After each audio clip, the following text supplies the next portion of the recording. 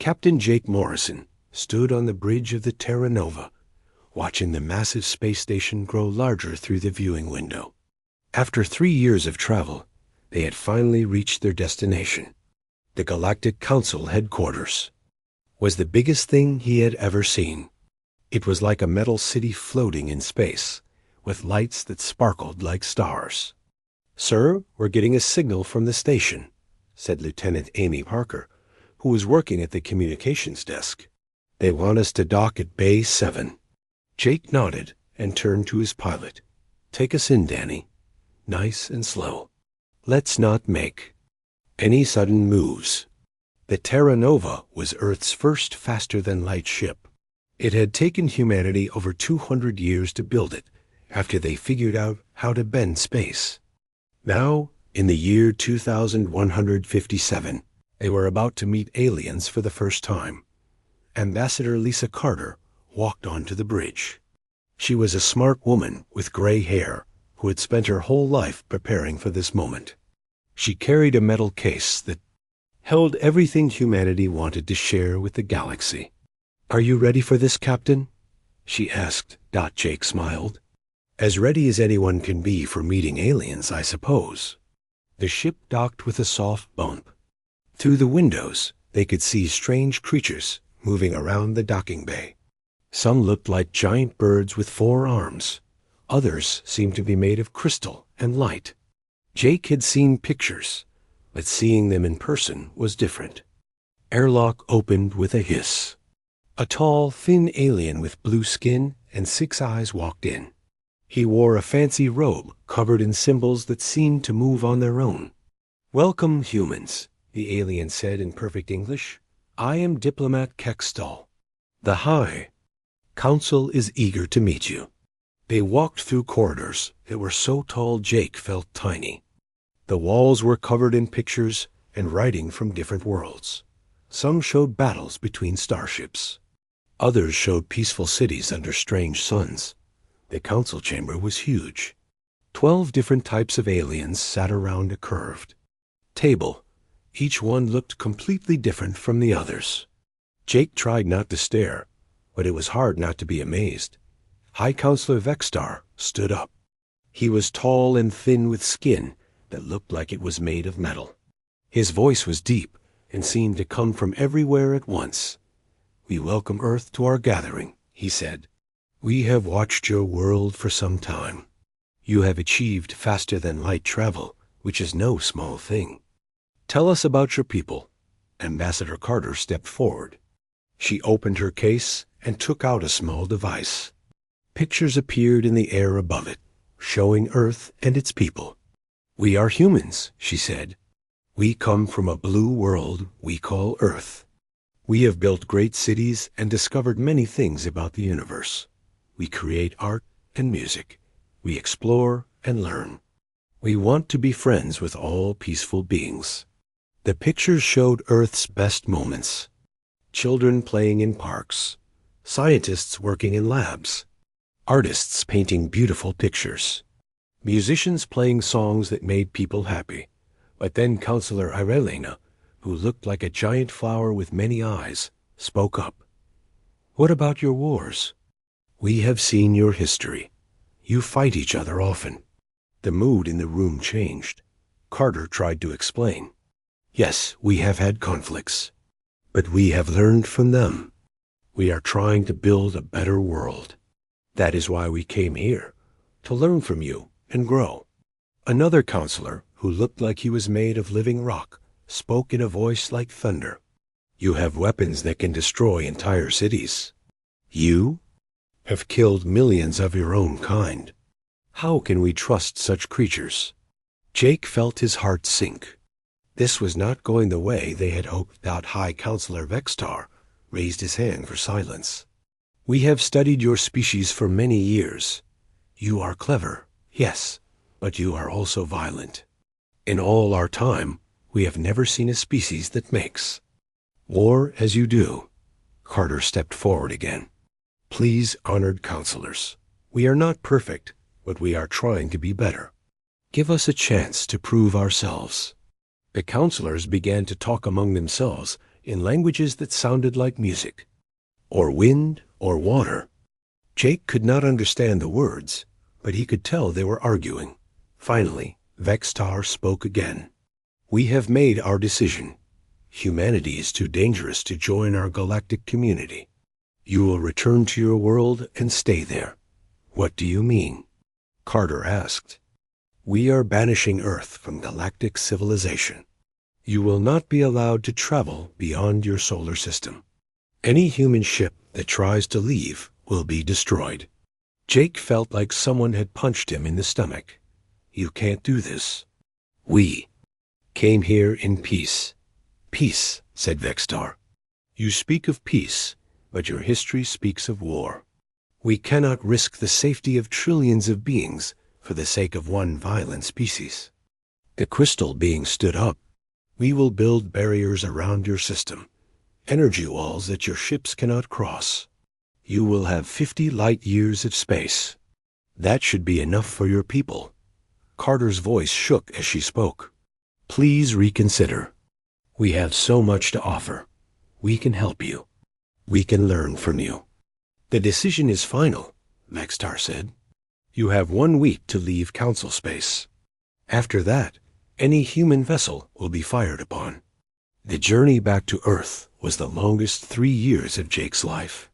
When they finally arrived, he had to tell the world that humanity was now alone in the galaxy. The leaders of every nation gathered to hear the news. President Helen Brooks stood before the cameras and spoke to the world. "Today we learned that we are not welcome among the stars. The Galactic Council has judged us too violent to join them. They have trapped us in our own solar system like animals in a cage."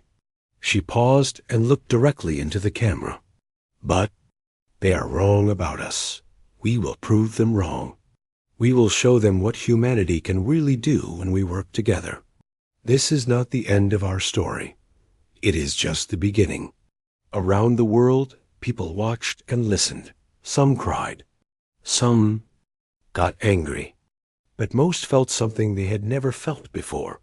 They felt like one people, one species, united against the galaxy that had rejected them. The barriers went up a few weeks later.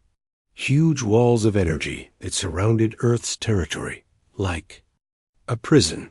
Ships that tried to pass through simply disappeared. Humanity was truly alone. But in that loneliness, something new was born. For the first time in history, all of humanity had a common enemy. Not each other, but the galaxy itself. The wars between nations stopped. The old hatreds were forgotten. There was only one goal now, to prove that humanity deserved its place among the stars. And someday, Jake Morrison promised himself as he watched the energy barriers glow in the distance, they would get that chance. 50 years had passed since the Great Banishment. Admiral Ryan Phillips stood in the command center of Luna Base, looking at the star charts that covered the walls.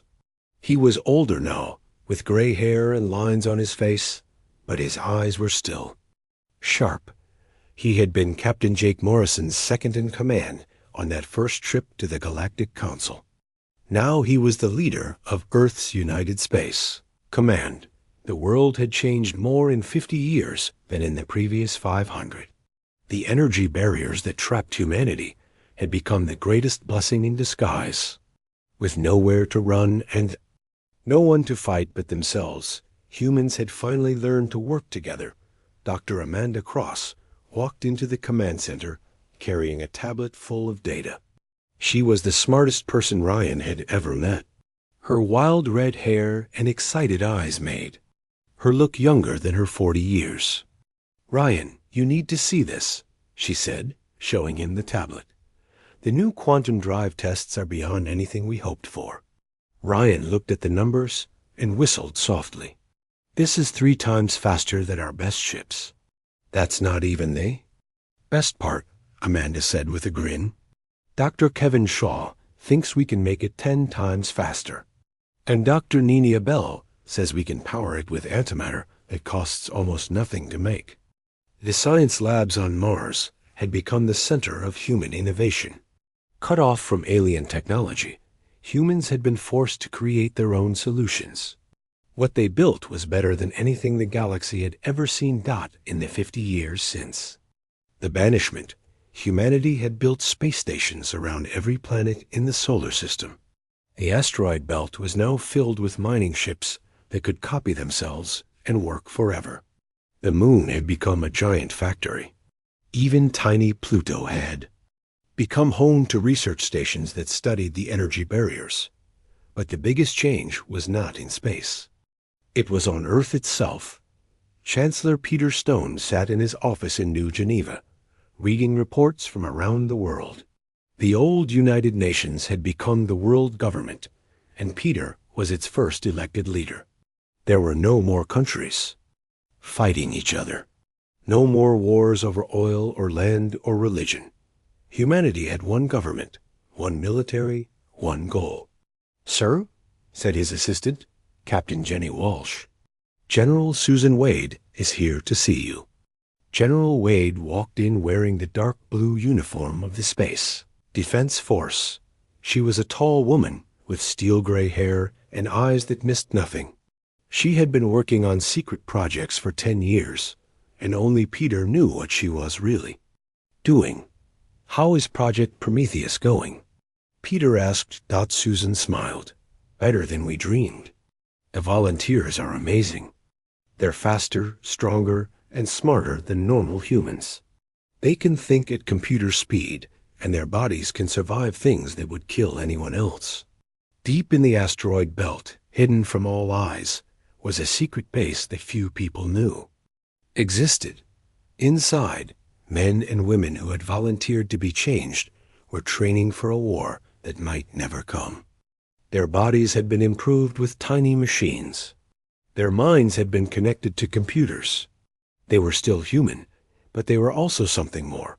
Commander Alex Turner was working in the shipyards near Jupiter. His team was building the largest fleet humanity had ever seen. The ships were sleek and black, with weapons that could tear holes in space itself. The biggest ship was called Earth's Vengeance, and it was as large as a city. "How many ships do we have now?" asked Captain Billy Rodriguez, who was Alex's second in command. 200 battleships, 500 smaller ships, and 1,000 support vessels, Alex replied, plus the mining ships and the factory ships. "If we had to fight, we could put 3,000 ships in space. Think we'll ever get the chance to use them?"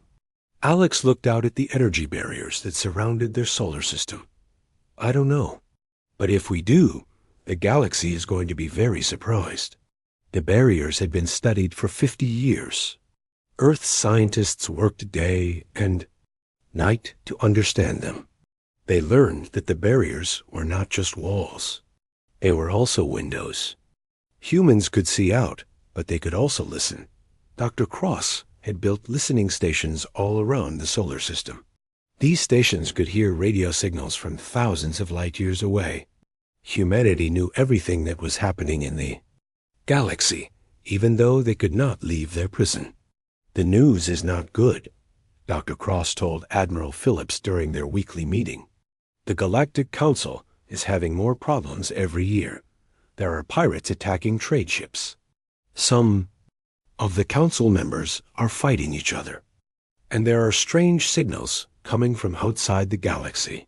Ryan frowned. "What kind of strange signals?" "The kind that suggests something very bad is coming. Something that eats planets." The listening stations had been picking up reports of entire star systems going dark. Worlds that had been full of life were becoming empty space. The Council's messages were getting more worried every month, but humanity could only watch and wait. In the schools on Earth, children learned about the galaxy that had rejected them. They learned about the different alien species and their strengths and weaknesses. They learned about galactic history and politics. They learned to speak alien languages and understand alien customs. More importantly, they learned about war. Not every child learned to fight. Every teenager learned to fly a spaceship. Every adult learned to work with weapons and armor. Humanity had become a species of soldiers, scientists, and builders, all working toward the same goal. The goal was simple: to be ready for what they did not know. But when the time came, humanity would not be caught unprepared again. Captain Lisa Carter, now an admiral, stood on the bridge of the newest ship in Earth's fleet. The ship was called New Hope, and it was faster and stronger than anything the Council had ever built. She was 65 years old, but she felt like she was just getting started. "Admiral," said her communications officer, "we're getting some strange signals from the barriers. They're flickering." Lisa looked at the energy walls that had kept humanity trapped for 50 years. For just a moment, they seemed to waver, like a candle in the wind. "Keep watching," she said. "Something tells me our time is almost here." She was right. Far away, on the other side of the galaxy, something was stirring, something hungry, something that would force the Galactic Council to remember the violent species they had banished 50 years ago. The galaxy was about to learn that sometimes the qualities that make you dangerous in peace are exactly what make you valuable in war. And humanity had spent 50 years becoming very, very dangerous. The barriers flickered again, and Lisa smiled. Soon, the galaxy would see what Earth had become, and they would realize that banishing humanity had been the biggest mistake in galactic history. Admiral Zeke Thul stood on the bridge of his flagship, watching his fleet burn. The hegemony battleships, pride of the galaxy for 3,000 years, were being torn apart by creatures that looked like living shadows. His 6 arms shook as he gave the order to retreat. "All ships, fall back to the outer system," he commanded. "We cannot win this battle." The Void Swarm had come from the empty space between galaxies. They were unlike anything the Galactic Council had ever faced. The creatures did not want to conquer worlds or steal resources. They wanted to eat everything, leaving nothing behind but empty space. High Counselor Vextar received the news on Nexus Prime, the Council's capital world. His metal skin had turned dull gray with worry. In just 6 months, the swarm had destroyed 12 star systems. Billions of beings were dead or missing. "How many ships did we lose?" Vextar asked. 200 battleships, sir," reported Commander Yexpol. "Admiral Zekthul's fleet is down to 50 ships. They're heading back to the hegemony home system." Vextar closed his 6 eyes. The hegemony had the strongest military in the galaxy. If they could not stop the swarm, who could? On the crystal world of Lumina, the crystalline collective watched their perfect cities crumble. The beings of living crystal had spent millennia creating geometric wonders that sang with harmonious frequencies. Now those same frequencies were being used against them. Counselor Thelza spoke to her people through the crystal network. "The swarm learns from everything it consumes. It has eaten our sister worlds, and now knows how to turn our own music into weapons." The crystal beings tried to fight, but their peaceful nature worked against them. They had spent so long in harmony that they had forgotten how to be truly violent. Their weapons were designed to stun, not kill. Against the swarm, stunning was not enough. Far across the galaxy, the proud warriors of the hegemony faced their own crisis. General Faxmer, who had won 100 battles, found himself retreating for the first time in his career. The swarm creatures could read minds, making the hegemony's psychic attacks useless.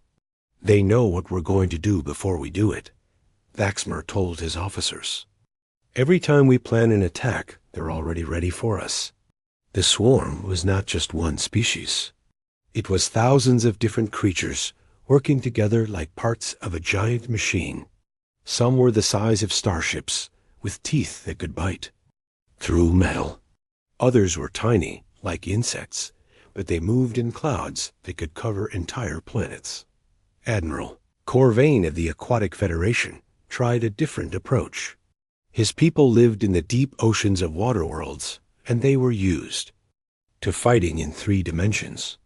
But even their best tactics failed against an enemy that could adapt anything. They're learning our moves faster than we can change them, Corvain reported to the council. We need new strategies, new weapons, new everything. The council held emergency meeting after emergency meeting. The 12 species that had kept peace for 3,000 years were falling apart. Some wanted to run to the far edges of the galaxy. Others wanted to make a final stand at Nexus Prime. Counselor Irelena of the Harmony faction was one of the few who remained calm. She had always believed that the Council's banishment of humanity was wrong. Now she wondered if their greatest mistake was coming back to haunt them. We need help, she said during one heated council session. We need species that know how to fight wars, not just keep peace. You speak of the humans, Vextar said with disgust. They are violent barbarians. They are survivors, Irelena replied. And right now, that might be exactly what we need. The swarm continued to spread. It consumed the gas giants of the Methane Collective, turning the clouds into more creatures. They ate the machine worlds of the Synthetic Alliance, using the metal to build larger swarms. They even consumed the energy beings of the plasma sector, growing stronger with each meal. Ambassador Elena Garcia watched the chaos from her small observation post on the edge of council space. She was one of the few humans who had been allowed to stay after the banishment, working as a diplomatic observer. For 50 years, she had sent reports back to Earth about galactic politics. Now she was sending reports about destruction. The council is breaking apart, she transmitted to Admiral Phillips on Luna Base. Half the member species are fleeing to the Outer Rim. The other half are trying to make a final stand, but they don't know how to fight this kind of enemy. Elena had made friends during her 50 years in council space. She had learned to speak every major galactic language and understood the politics of a dozen different species. She knew that most of the council members were good people who wanted peace, but she also knew that peace was not going to save them now. The swarm reached the Zephyrian home system on a Tuesday. High Counselor Vextar received the news while he was sleeping. By the time he woke up, his entire species was gone. The beautiful blue world where he had been born was now empty space. He stood alone in his office, the last of his kind and for the first time in his long life, he felt truly afraid. The swarm was not just destroying the galaxy. It was erasing history itself. Sir, said his aide, a young being from the Harmony faction. The swarm will reach the core systems in 30 days. Should we prepare to evacuate? Vextar looked at the star charts on his wall. Red marks showed where the swarm had been. There were so many red marks now that it was hard to find any safe systems. No, he said quietly. We stay and fight. But, sir, we don't have enough ships. We don't have enough weapons. We don't have enough anything. Vextar turned to look at his aide. Then we ask for help from the only species we know that understands this kind of war. The aide's eyes widened. The humans? But they're banished. The energy barriers can be lowered, Vextar finished. Send a message to Earth. Tell them. We need to talk. As the message was prepared, Vextar looked out at the stars. Somewhere out there, behind walls of energy, lived the species they had called too violent for civilized society. Now that same violence might be the only thing that could save them all. The irony was not lost on him. In trying to keep the galaxy safe from humanity's violent nature, they had made themselves helpless against something truly evil. The species they had feared might be the galaxy's only hope. But would humanity help the same people who had banished them 50 years ago? Vextar did not know. He could only hope that humans were better than he had believed them to be. The emergency alarm woke President Danny Foster at 3 in the morning. He had been dreaming about his childhood on Mars, back when the colony was just a few domes and humanity still believed they might join the galactic community. Now he was the leader of Earth's unified government, and someone was calling him in the middle of the night. "Sir," said his aide, Captain Roy Chun, "Admiral Phillips needs you at Luna Base immediately. We have a situation." Danny dressed quickly and took the first transport to the moon. The trip that once took 3 days now took 3 hours thanks to the new quantum drives. As he looked out the window at Earth's blue marble, he wondered what crisis could be so urgent. Luna Base was buzzing with activity when he arrived. Admiral Phillips met him at the airlock, his old face grim with worry and excitement. "Danny, you need to see this," Phillips said, leading him to the communications center. "We got a message from outside the barriers, from the Galactic Council." Danny stopped walking. "That's impossible. Nothing gets through the energy walls." "This did," Phillips said, handing him a tablet. "And you're not going to believe who sent it." The message was from High Counselor Vextar himself.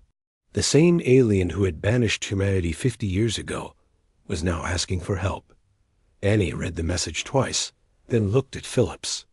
"Is this real?" "As real as it gets." The barriers flickered. "For exactly 1 minute yesterday. Long enough for this message to get through?" The message was simple and desperate. The Galactic Council was facing complete destruction. Half the galaxy was gone, consumed by creatures from outside their reality. The Council's military was broken, their worlds were falling, and they had nowhere left to run. They were asking Earth for help. "What do we know about this void swarm?" Danny asked. Dr. Amanda Cross appeared on the screen from her lab on Mars. Her red hair was messy, and her eyes were tired, but she was excited. "I've been studying the data from our listening posts. These creatures are unlike anything in our galaxy. They don't just destroy planets, they eat them completely, turning the matter into more of themselves." "How bad is it out there?" "Bad," Amanda said. "We estimate they've consumed about 40% of the galaxy's inhabited systems. If they're not stopped, the entire galaxy will be gone in less than 2 years." Danny sat down heavily in a chair.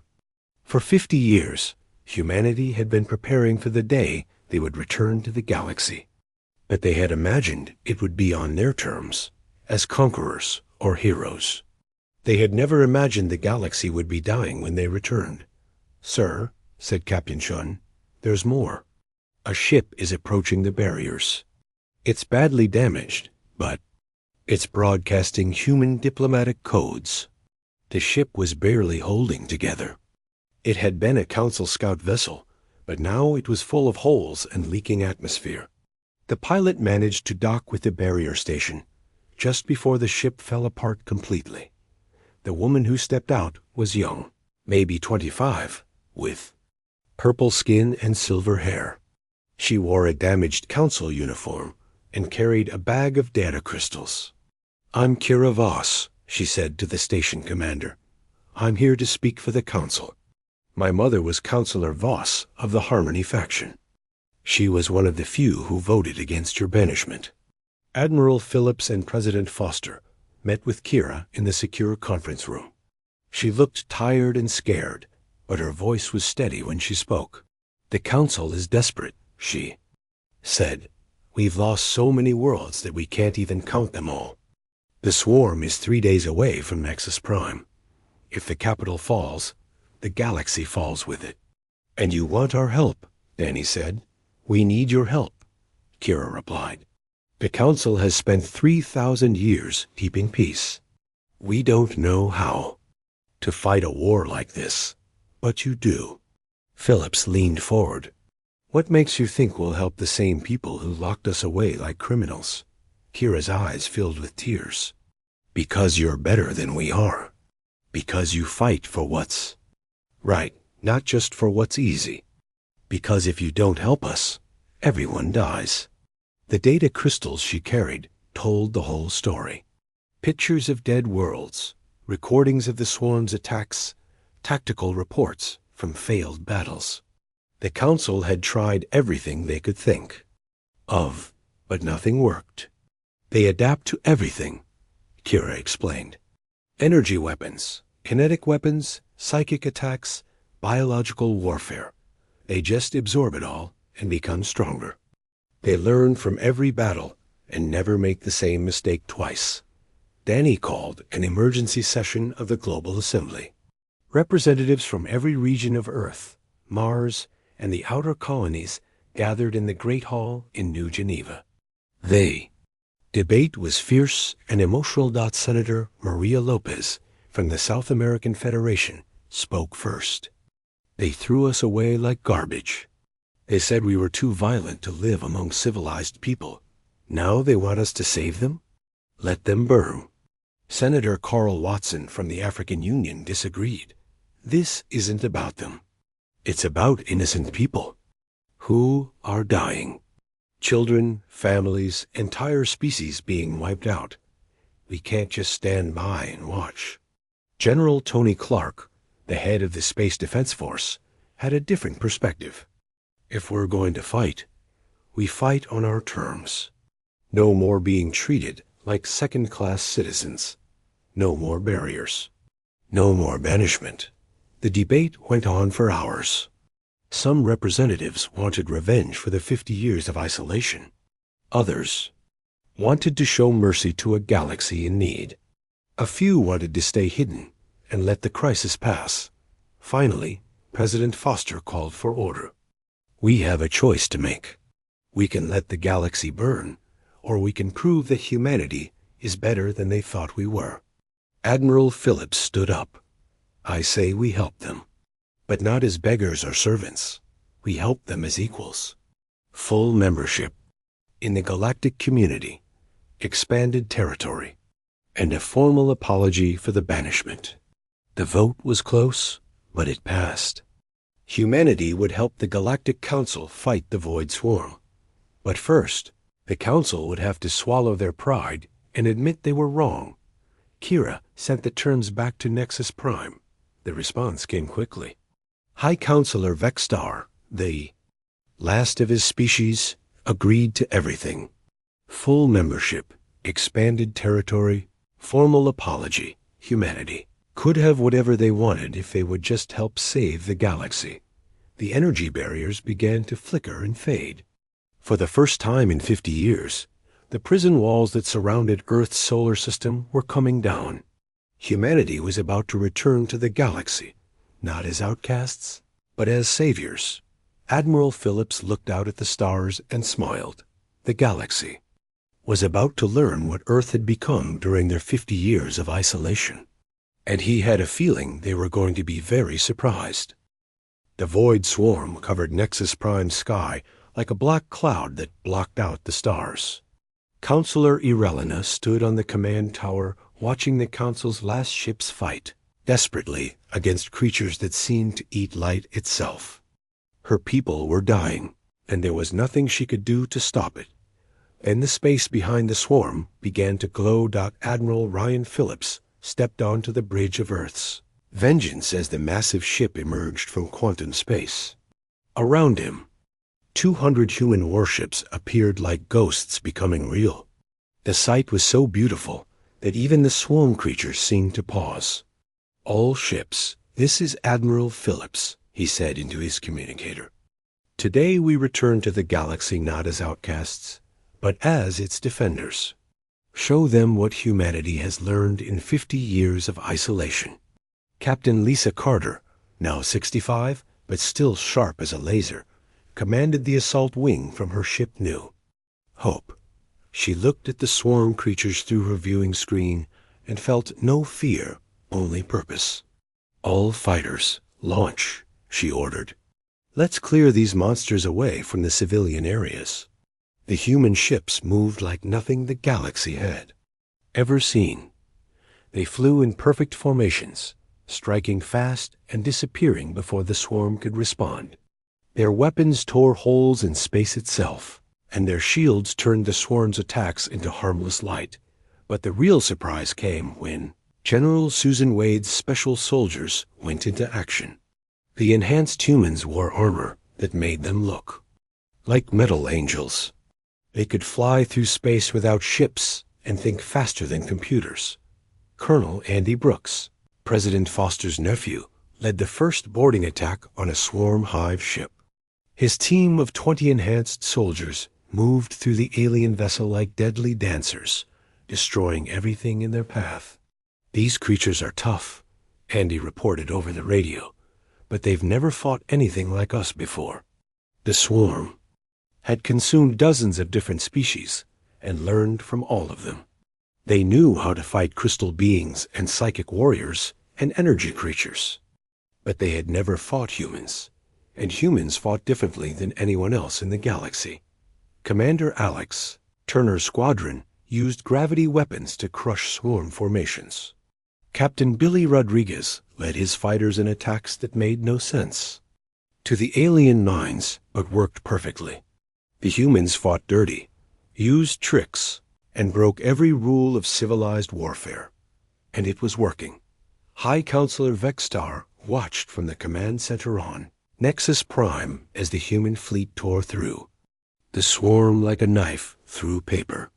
For 50 years, he had believed humans were too violent for galactic society. Now he realized that violence might be exactly what the galaxy needed.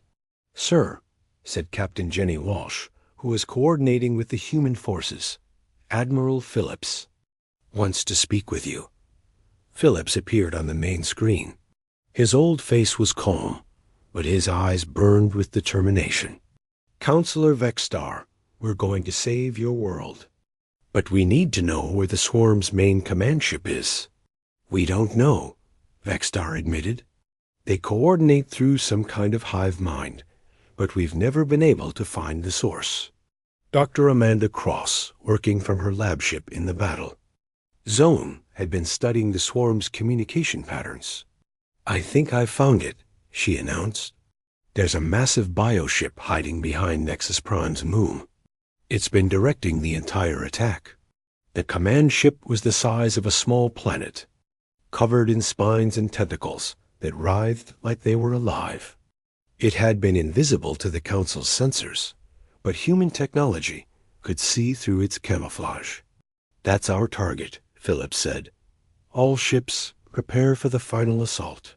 Captain Ryan Murphy, one of the youngest human commanders, volunteered to lead the attack on the command ship.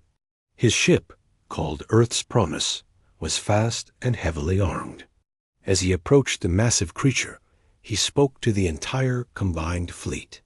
"People of the galaxy," he said, "we fight today not for glory or conquest, but because that's what you do when monsters threaten the innocent. Earth stands with you." The words were broadcast across the galaxy. On 100 different worlds, survivors of the swarm's attacks heard a human voice promising that help had come. Many of them cried with relief that the battle for the command ship was the fiercest of the war. The creature fought back with weapons that could destroy entire fleets. But the human ships kept coming, pressing their attack no matter what the cost. Colonel Andy Brooks made the final sacrifice. His team had fought their way to the command ship's core, where a massive brain-like creature controlled the entire swarm. Andy carried a dimensional bomb, a weapon so powerful it could tear holes in reality itself. "Tell my uncle I'm proud to be human," he said over the radio as he activated the bomb. The explosion erased the command ship from existence. Across the galaxy, swarm creatures suddenly stopped moving. Without their guiding intelligence, they became confused and began attacking each other. The tide of war had turned dot. It took 3 more days to clean up the remaining swarm creatures, but the galaxy was saved. The cost had been terrible. Whole civilizations were gone, and billions of people had died. But life would continue. On Nexus Prime, High Counselor Vexstar stood before the assembled representatives of 50 surviving species. His voice shook as he spoke to Admiral Phillips and the human delegation. 50 years ago, I called your species too violent for civilized society," he said. "I was wrong. We feared your capacity for violence, but we failed to understand your capacity for sacrifice. I formally apologize for the banishment of Earth. The ceremony was broadcast across the galaxy. Children who had never seen humans before watched as the species that saved them was welcomed into galactic society, not as junior members, but as leaders. President Danny Foster and Counselor Irelena signed the new Galactic Alliance Charter together. Humanity would help rebuild the damaged galaxy and defend it against future threats. In return, they would receive expanded territory and full membership in the galactic community. Admiral Phillips, now 70 years old, took command of the new Alliance Defense Force. His first order was to establish patrol fleets at the galaxy's edge, watching for other threats from the dark space between stars. Captain Lisa Carter was given command of the exploration fleets that would help refugees find new homes. Dr. Amanda Cross led the scientific teams that would rebuild devastated worlds. General Wade's enhanced soldiers became the galaxy's elite guard, protecting the innocent from those who would harm them. As the human ships spread across the galaxy, they carried with them a simple message. Earth's children were no longer outcasts. They were protectors. Years later, statues would be built on New Nexus to honor the humans who died saving the galaxy. The inscription read simply, "They were banished for their flaws, but returned for their virtues." Admiral Phillips stood on, his flagship as it patrolled the galaxy's rim. He was old now, but his eyes still watched the stars. Somewhere in the darkness, other threats might be waiting. But humanity would be ready, and this time they would not stand alone. The galaxy had learned that sometimes the qualities that make a species dangerous in peace are exactly what make them heroes in war. And humanity had proven that their greatest strength was not their weapons or their technology, but their willingness to fight for others, even those who had wronged them.